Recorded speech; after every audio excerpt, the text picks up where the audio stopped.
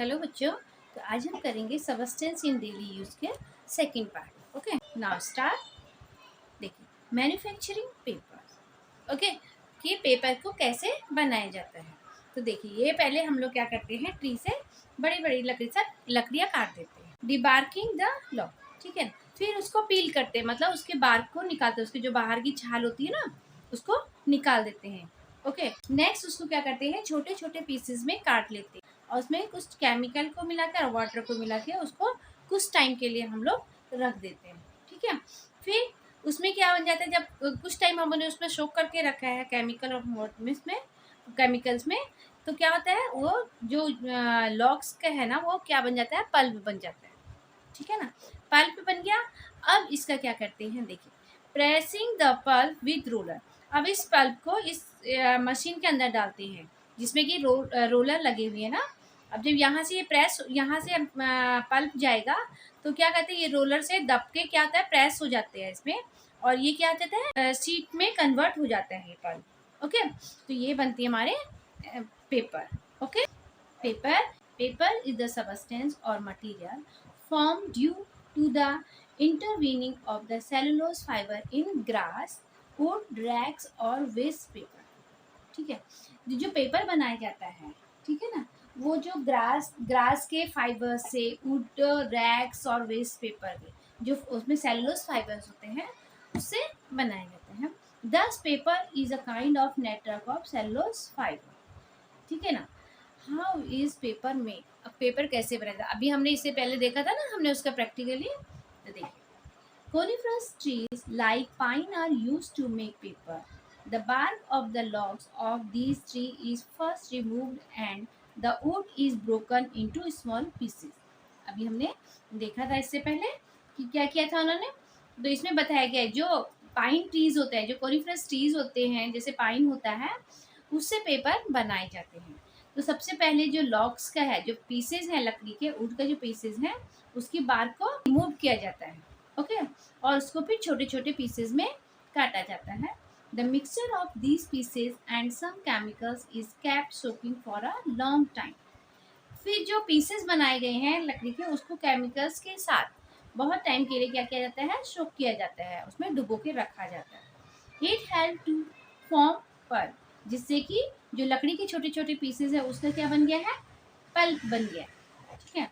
When the chemical process is completed, the fibrous substance from wood pulp are separated and some dyes are added, ठीक है। अब जब इसके अंदर, जब ये केमिकल में डाला गया है लॉग्स को छोटे छोटे पीस काट के, उसमें क्या होता है, केमिकल प्रोसेस होती है, और जब केमिकल प्रोसेस कंप्लीट हो जाए, तो उसमें क्या होता है कि जो लॉग्स का जो फाइबर सबस्टेंस है, वो क्या हो जाता है, सेपरेट हो जाता है, ठीक है ना।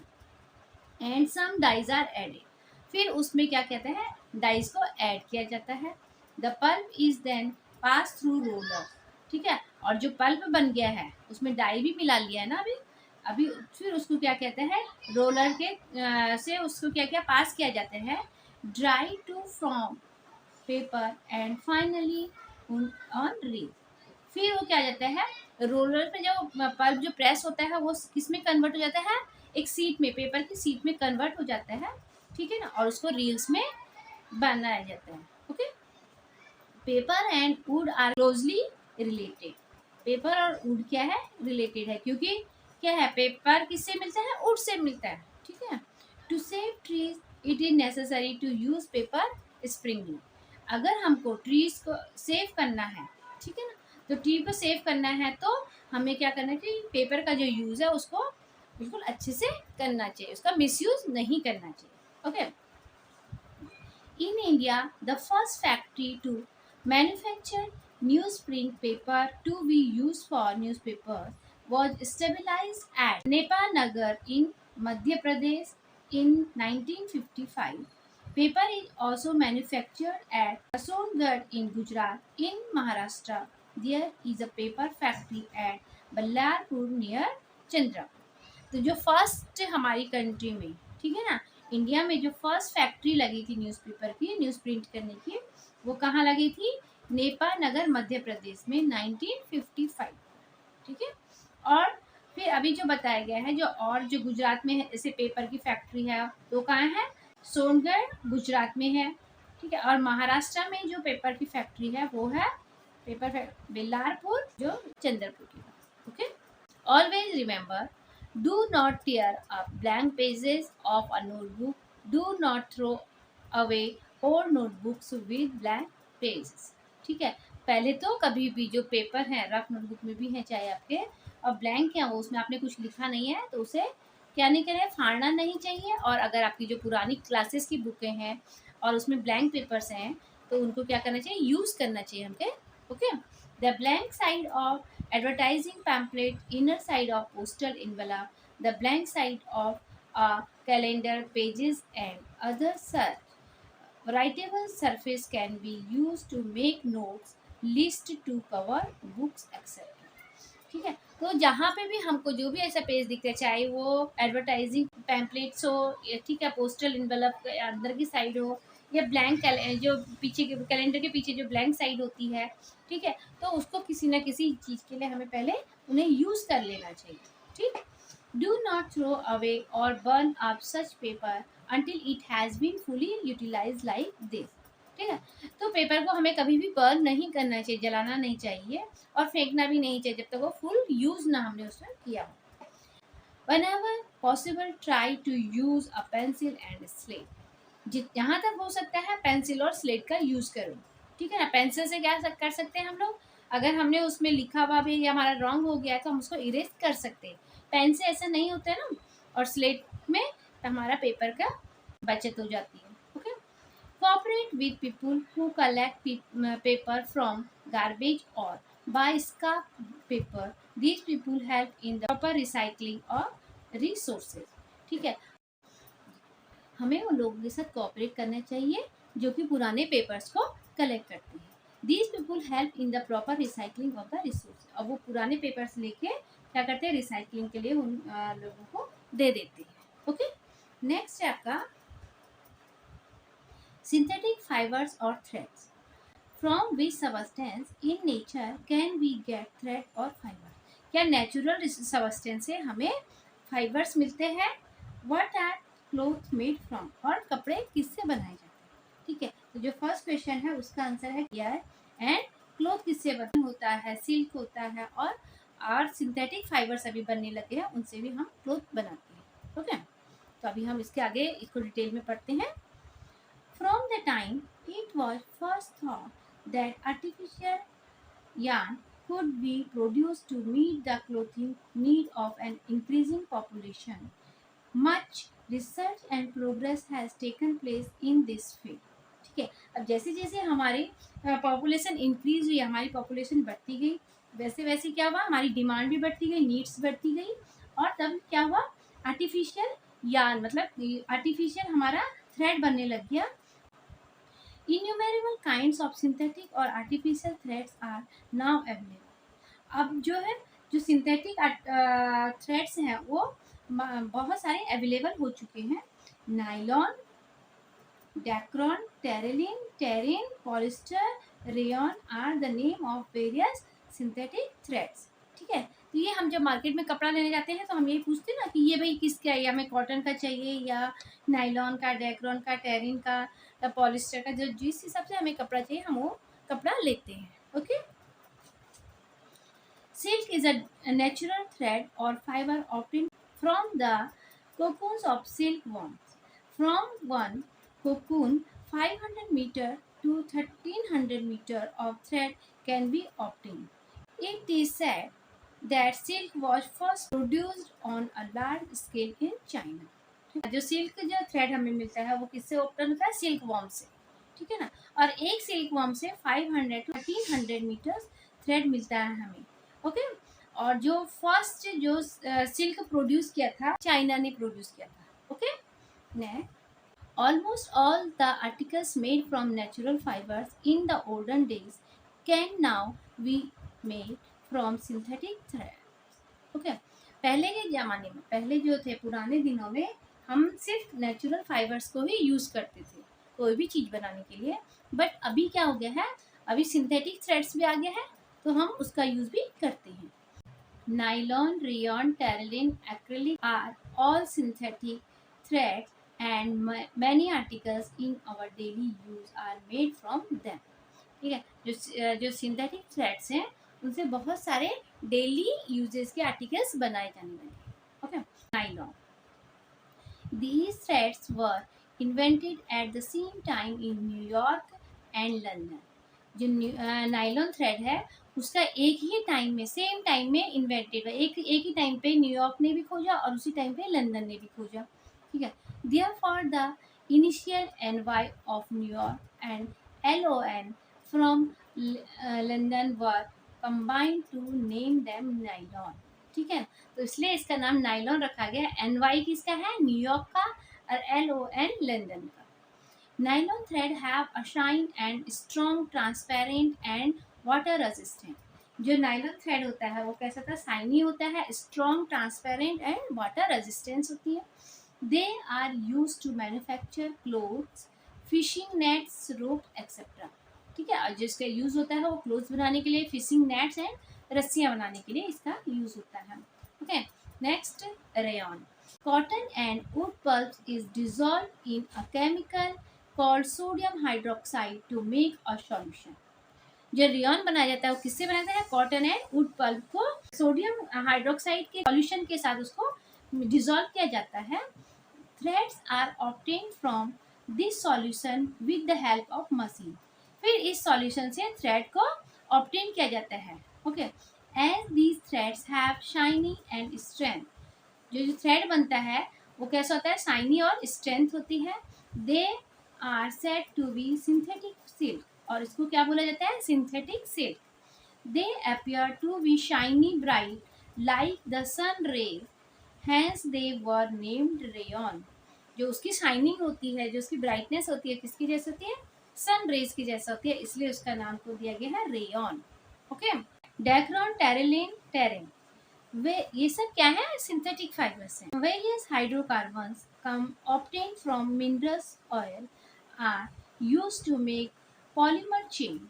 A solution of such a polymer is pressed through a strainer with fine holes. The fibers formed after cooling are long and unbroken thread. These threads are twisted to obtain yarn. Synthetic fibre ये जो बन रहे हैं वो किससे बनाए जाते हैं? जब मिनरल्स ऑयल निकाला जाता है तो उससे बहुत सारे हाइड्रोकार्बन्स मिलता है. हाइड्रोकार्बन्स क्या होते हैं? देखिए, substance obtain from minerals oil.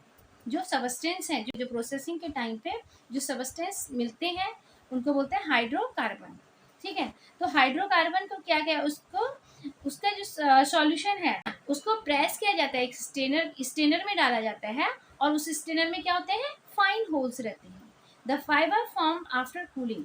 तो जब उसमें ये स्टेनर में उसको प्रेस किया जाता है, डाला जाता है, तो जब वो कूल होता है तो उसमें क्या होता है?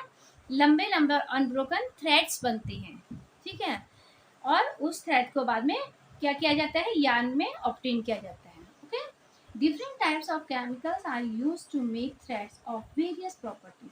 अलग अलग केमिकल्स अलग अलग थ्रेड्स को बनाने में यूज किया जाता है. These different threads have been named various as Dacron, Terylene, Terene, etc. ठीक है ना, ये सब क्या है? सिंथेटिक फाइबर्स के नाम है. ओके, तो जो जैसे ये बता रहा है ना, वेरियस प्रॉपर्टी, जिस केमिकल की जैसी प्रॉपर्टी भी उसके हिसाब से वो थ्रेड उसका बनाया जाता है. Okay, advantage and short coming of synthetic fibre. Advantage and short coming मतलब होता है डिसएडवांटेज, मतलब इसके हानि क्या क्या है. एडवांटेज मतलब लाभ और शॉर्ट कमिंग मीन्स हानियाँ. ठीक है ना. These fibres can be manufactured on A mass scale. ये जो सिंथेटिक फाइबर्स होते हैं उनको बहुत सारा एक साथ बनाया जा सकता है. उनकी कॉस्ट भी लेस होती है. They are strong and durable. ठीक है ना, ये स्ट्रॉन्ग भी होते हैं और ड्यूरेबल भी होते हैं. They can be use for a long time, और इनको हम बहुत लंबे टाइम तक यूज कर सकते हैं. They are water repellent, hence do not rot or get wet. They dry easily. ठीक है ना, ये वाटर रिपेलेंट है, मतलब ये वाटर प्रूफ है और जिससे कि ये जल्दी से खराब भी नहीं होते हैं और क्या होते हैं?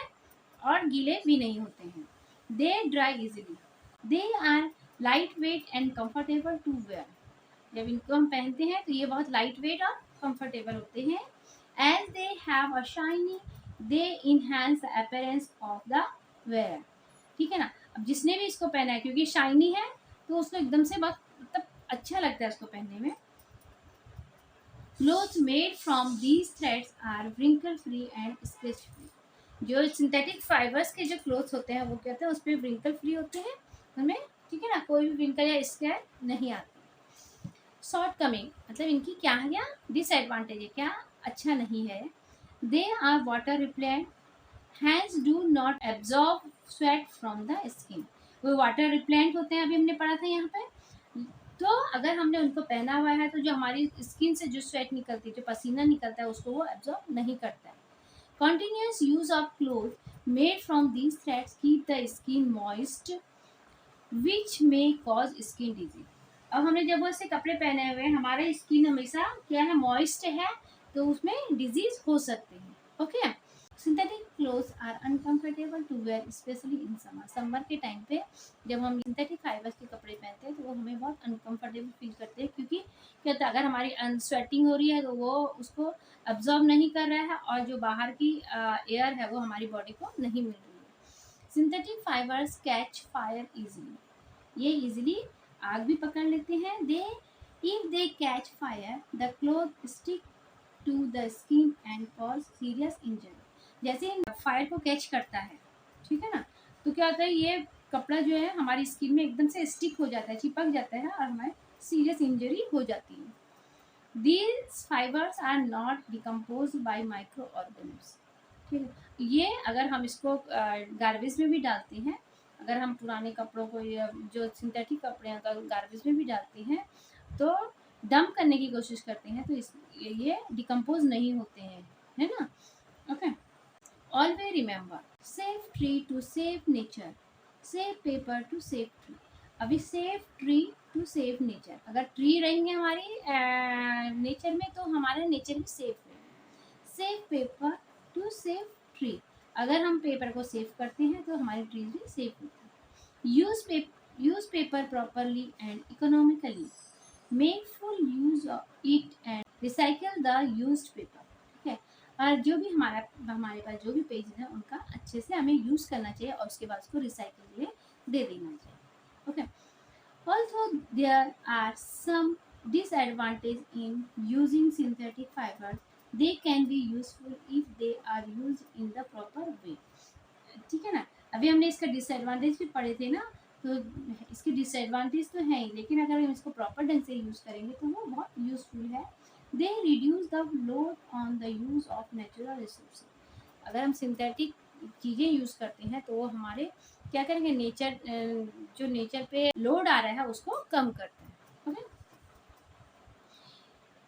We use two type of material, जो हमने अभी तक पढ़ा है इस लेसन में, ठीक है। दो टाइप्स के हमको मटेरियल्स मिलते हैं, नेचुरल एंड मैनमेड, ठीक है। फिर नेचुरल मटेरियल्स में भी बायोटिक और एबायोटिक, ठीक है ना। बायोटिक और abiotic, biotic materials are either of plants origin and animal origin.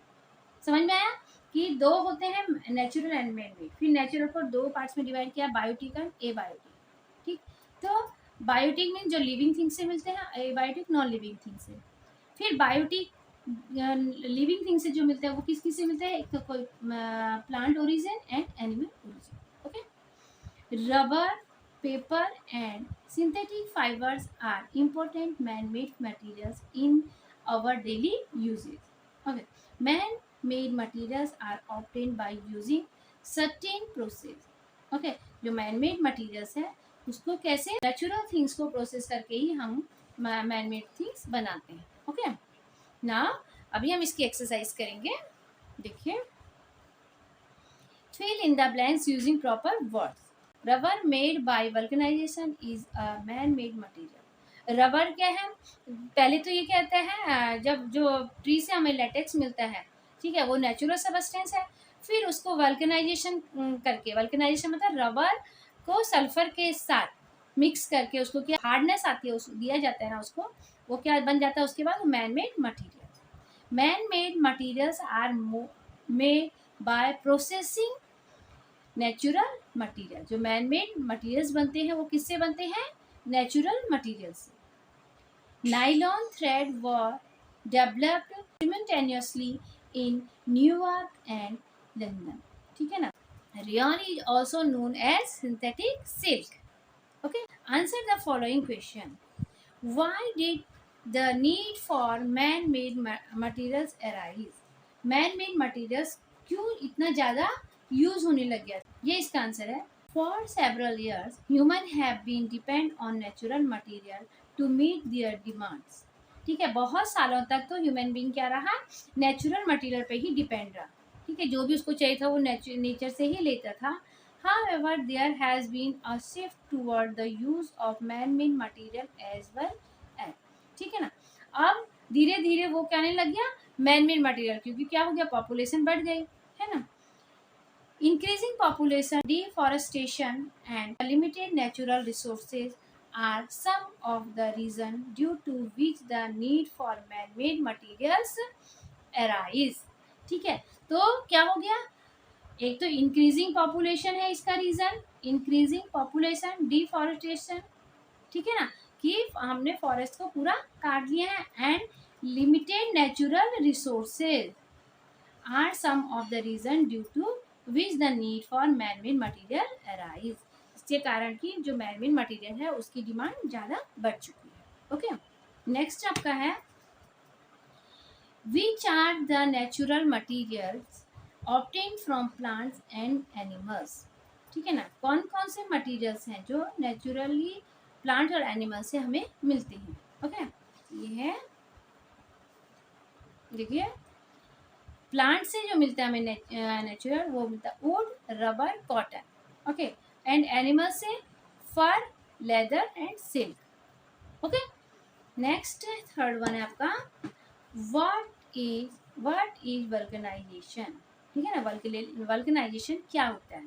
ठीक है, vulcanisation is the process in which raw rubber is heated with sulphur for 3 to 4 hours to give hardness to the rubber. Sulfur is mixed in it. Vulcanization means जिस process में जो rubber निकाला गया है tree से, ठीक है, जो लेटेस्ट जो रबर निकाला गया है उसको सल्फर के साथ हीट किया जाता है 3 to 4 आवर्स. ठीक है, क्यों उसको रबर को हार्डनेस देने के लिए, उसको अलग अलग मटीरियल्स बनाने के लिए इसमें सल्फर को मिक्स किया जाता है. This process is called vulcanization. Okay, which natural material are used to obtain fibers. कौन कौन से नेचुरल मटेरियल्स हैं जो कि जिससे कि हम लोग फाइबर्स ऑब्टेन कर सकते हैं. Natural material obtain from plants and animals are used to obtain fibres. ठीक है ना, जो नेचुरल मटेरियल जिससे कि हम फाइबर्स को बना सकते हैं, जैसे है for example wool and silk are natural materials of animals origin. किससे मिलते हैं, एनिमल ओरिजिन से. Which are used to obtaining fibers. Wool is obtained from the fleece or hair of sheep or yak, and silk is obtained from the cocoon of a silk moth. ठीक है, cotton and jute are examples of natural materials of plant origin which are used for obtaining fibers. ठीक है ना, तो जो fibres हमको naturally मिलते हैं, जो एनिमल से मिलते हैं, वो मिलता है वूल, सिल्क. ठीक है ना, और जो प्लांट से मिलता है कॉटन एंड जूट. ओके, तो इससे हम फाइबर्स बना सकते हैं. नेक्स्ट है, what are we used for. ठीक है ना, what are we used for, हम इसको किस किस चीज़ के लिए यूज करते हैं. Soil, would, nylon, paper and rubber. Okay, तो इनका क्या क्या यूज है. Now first use of soil.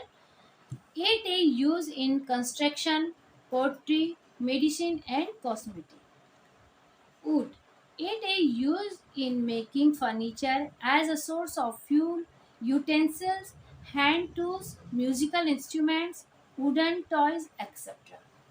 Nylon. It is used in making canopies of parachute. ठीक है ना, पैराशूट के जो ऊपर जो कपड़े का बना था ना, उसको बोलते हैं canopies. Tents, sleeping bags, sails, rope, tennis, strings, fishing poles and lines, cookware, etc. Okay, तो नायलॉन का कुकवेयर में देखिए कैसे यूज होता है कि ये क्या करता है, ये हीट को ट्रांसफर नहीं करता ना, इसलिए ये वहाँ बर्तनों में इसको भी लगाया जाता है. Okay, paper. It is used in making bags, envelope, notebooks, packaging purpose, etc. Rubber. Balloons, eraser, rubber toys, rubber balls, etc. इनके ये इनके यूजेस हैं. ओके, नेक्स्ट है आपका how is paper manufactured, right in your own words. Paper is manufactured by the following process. Logs of woods are made to pass through a debarker where the barks of the trees are separated. सबसे पहले logs को process में डाला जाता है डीबार्कर में, वहाँ पे बार्क को सेपरेट किया जाता है. Okay, then the wood is chopped into small pieces and is mixed with some chemicals and water for the formation of the pulp. फिर उसके बाद वो जब बार्क निकल जाता है, उसका छिलका निकाल देते हैं, तो उसके छोटे छोटे पीसेस किया जाते हैं लॉग्स के. ओके, और उसको कुछ केमिकल्स और पानी के साथ मिक्स करके उसको काई के लिए पल्प बनाने के फॉर्मेशन के लिए उसको रखा जाता है. Okay, the obtaining pulp is washed, refined and sometime even bleached. फिर वो पल्प मिल गया हमें तो उसको रिफाइंड किया जाता है और कभी कभी उसको ब्लीच भी किया जाता है. The pulp is made to travel down the screen to remove excess of water. फिर पल्प को क्या किया जाता है, उसका जो उसमें जो वाटर है, एक्सेस वाटर जो हमें नहीं चाहिए, उसको निकाला जाता है. And then to the roller where it is बिगन ड्राई. फिर उसको रोलर के अंदर भेजा जाता है जहाँ पे वो ड्राई भी होता है और स्क्वीज्ड बिटवीन लार्ज रोलर के बीच में वो दब के क्या बनाते हैं, रोज ऑफ पेपर बन जाता है. ओके, तो ये आपका क्या है, पेपर कैसे बनाया जाता है. Okay, give scientific reason. We must use cotton cloth in summer. ठीक है ना, कि समर में हमें कॉटन क्लॉथ क्यों पहननी चाहिए. Okay, we must use cotton clothes in summer because they protect us from the heat of the sun. They absorb sweat and keep our body cool. The pores in cotton clothes allow the free movement of air which help cool our bodies. तो cotton cloth तो सबसे पहले क्या करता है, हमें heat से बचाता है. ठीक है ना, और वो क्या करता है, हमारी जो बॉडी में जो पसीना निकलता है, स्वेट निकलता है, उसको एब्जॉर्ब कर देता है. ठीक है, और जो उसके पोर्स होते हैं ना क्लॉथ में, कॉटन क्लॉथ में, वो हमारी बॉडी को क्या करता है, बाहर की एयर को मूवमेंट करवाते हैं. ठीक है, जिससे हमारी बॉडी क्या रहती है, कूल रहती है. ओके, नेक्स्ट आपका है we must observe economy in the use of materials. हमें किसी भी मटीरियल का यूज कैसे करना चाहिए. Okay, we must observe economy in the use of material because they directly और इनडायरेक्टली अफेक्ट आवर इन्वायरमेंट. क्योंकि जो भी हम मटेरियल यूज़ करते हो, चाहे डायरेक्ट हो चाहे इनडायरेक्टली हो, हमारे इन्वायरमेंट को इफेक्ट करता है. Most of the natural material which we obtain from our environment are non renewable source. It means once they are finished they cannot be renewed again, or even if they can, it would take several years to do so. ठीक है, तो इसमें main हमें ध्यान रखना चाहिए कि जो भी हम नेचुरल मटेरियल्स को यूज़ कर रहे हैं, तो अगर वो उनका जो सोर्स होता है वो नॉन रिन्यूएबल होता है, मतलब कि अगर वो एक बार फिनिश हो गए तो या तो वो नहीं मिलेंगे दोबारा, और अगर वो उनकी जो बनने की जो प्रोसेस होती है बहुत सालों तक चलती है. ठीक है ना, तो इसलिए हमें उनका यूज़ बहुत तरीके से करना चाहिए, अच्छे से करना चाहिए. ठीक है, for example our forest from where we obtain wood are precious resource because once a forest is destroyed it would take several years to renew that forest. जैसे एग्जांपल, जैसे नेचुरल रिसोर्स में जैसे एक है कि फॉरेस्ट से हमकी कितनी सारी चीज़ें मिलती हैं, हमें हर चीज़ ज़्यादातर देखे जाए तो फॉरेस्ट से ही मिलती है. वुड से लेके मेडिसिन से लेके बहुत सारे एनिमल्स के वहाँ पे घर होते हैं. अगर हम एक बार हमारा फॉरेस्ट, अगर वहाँ पे हमने फॉरेस्ट को काट लिया, ठीक है, और हम सोचें कि चलो फिर से हम फॉरेस्ट लगाते हैं, तो जब पेड़ लगाएंगे तो कितना साल ले लेता है पेड़ बड़ा होने में. ठीक है ना, एक छोटा सा प्लांट बहुत साल ले लेता है एक बहुत बड़ा ट्री बनने के लिए. तो अगर हम एक बार फॉरेस्ट डिस्ट्रॉय करते हैं तो उसको फिर से रिन्यू करने के लिए हमें बहुत सालों तक उसका इंतज़ार करना पड़ेगा. Okay. Also, destroying the forest for our needs affect the habitat of several other species of organisms and plant. ठीक है, हमारे साथ साथ हमारी नीड्स के साथ साथ बहुत सारे एनिमल्स और प्लांट का जो हैबिटेट है, मतलब वहाँ पे रहते हैं, उन पे भी बहुत इफेक्ट आ जाएगा. The man-made materials which we use are largely non-biodegradable. For example, plastic रखिए. अब हम सोचें कि चलो नेचुरल नहीं है तो हम मैन मेड थिंग्स ही यूज़ कर लें, बट अगर हम नेचुरल को छोड़ के मैन मेड थिंग ज़्यादा यूज़ करने लगे तो पहले तो क्या था, मैन मेड थिंग्स ज़्यादातर क्या है, नॉन बायोडिग्रेबल है, क्यों, उसको माइक्रो ऑर्गेनिज्म डिकम्पोज नहीं कर सकते हैं. ठीक है, उसको हम लोग डिकम्पोज नहीं कर सकते हैं. जैसे प्लास्टिक है तो वो सालों साल तक क्या है, अगर वो पड़ा है अर्थ में पड़ा रहा है तो वैसे ही वैसा रहेगा. ठीक है ना, तो जिससे क्या होगा, पॉल्यूशन होगा ना हमारे अर्थ में. Their disposal is not easy and leads to environmental pollution. इसका डिस्पोज करना बहुत क्या होता है, मुश्किल हो जाता है, और इन्वायरमेंट क्या होता है, वो में पॉल्यूशन बढ़ जाता है. These examples state the importance of judicious use of both natural and man-made material. इससे हमें पता लगता है कि हमें जो भी हमारे पास, ठीक है ना, मटेरियल्स है, चाहे वो मैन मेड हो या नेचुरल है, हमें उनका ठीक से यूज़ करना चाहिए. Okay, saving paper is the need of hour. ठीक है ना, कि हमें पेपर को सेव करना चाहिए. आज के हमारे समय की यही मांग है कि हमें पेपर को सेव करना चाहिए. Okay, We very well know that paper is obtained from tree. कि हमें पता है कि पेपर कहाँ से मिलता है, ट्री से मिलता है. Tree are important resource because they do not only provide us wood or paper but also a habitat for various organisms. Tree हमें सिर्फ पेपर ही नहीं देता है या वुड ही नहीं देता है, बल्कि बहुत सारे प्लांट्स और एनिमल्स का भी क्या, ये हैबिटेट है, मतलब उनका रहने की जगह है. They are important in maintaining the climate as well. अगर ट्री होंगे तो हमारे क्लाइमेट को क्या करते हैं, मेंटेन करके रखते हैं. The more paper we use और waste, the more number of tree will have to be cut down for this purpose. जितना ज़्यादा हम पेपर को यूज़ करेंगे उतना हमें क्या करना पड़ेगा, ट्री को काटना पड़ेगा. ठीक है ना, thus leading to various kind of harmful effect on our environment. इससे हमारे environment में बहुत से harmful effect पड़ते हैं. We should make a genuine effort in saving paper by adopting small steps which can make a huge difference. इसलिए हमें क्या करना चाहिए, पेपर बचाने के लिए छोटे छोटे स्टेप्स हमें लेने ज़रूरत है, जो कि हमारे लिए एक बहुत बड़ा हमारा चेंज ला सकता है. ठीक है ना, जैसे हमने लेसन में पढ़ा था कि किसी भी पेपर का मिसयूज़ मत करो. अगर कहीं पे भी खाली है तो उसमें राइटिंग करो या पेंसिल से राइटिंग करो. और जो पैम्पलेट्स हैं या इन्वेलप हैं, जहाँ भी आपको खाली जगह मिलती है, जहाँ पे आप लिख सकते हैं, वहाँ पे उसको राइटिंग करने की कोशिश करो. ओके, नेक्स्ट है man made materials have more demand. ठीक है ना, आजकल मैन मेड मटीरियल्स की ज़्यादा डिमांड क्यों है? Man made materials have more demand because of their characteristic like easy to use, low cost of production, cheaper products and variety of things which can be made from them. ठीक है ना, तो ये क्या होते हैं, जो मैन मेड मटीरियल है वो क्या है, इजी टू यूज़ है, लो कॉस्ट ऑफ प्रोडक्शन, बनाने में भी लो कॉस्ट लगता है, लेने में भी लो कॉस्ट लगता है, और वेराइटीज़ हैं, बहुत सारी अलग अलग वेराइटीज़ हमें मैन मेड थिंग्स में मिल जाती हैं.